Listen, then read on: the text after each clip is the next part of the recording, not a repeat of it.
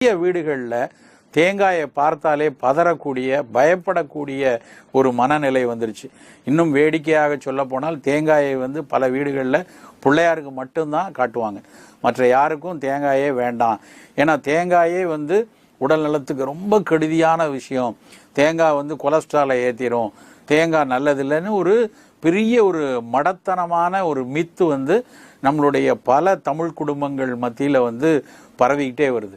என்ன காரணம் அப்படின்னா, அடிப்படையில் இடைக்காலத்தில் ஒரு 20-30 ஆண்டுகளாக தொடர்ந்து தேங்காய் நிறையா சாப்பிட்டா உடல் எடை குண்டாயிரும், தேங்காய் நிறைய சாப்பிட்டா கொலஸ்ட்ரால் ஏறிடும் ரத்தத்தில், அதனால் தேங்காயை சாப்பிடக்கூடாதுன்னு சொல்லி மருத்துவ உலகமும் கூட தொடர்ந்து வலியுறுத்தினதுனால பல வீடுகளில் இன்றைக்கு தேங்காயை பயன்படுத்துகிறதே இல்லை.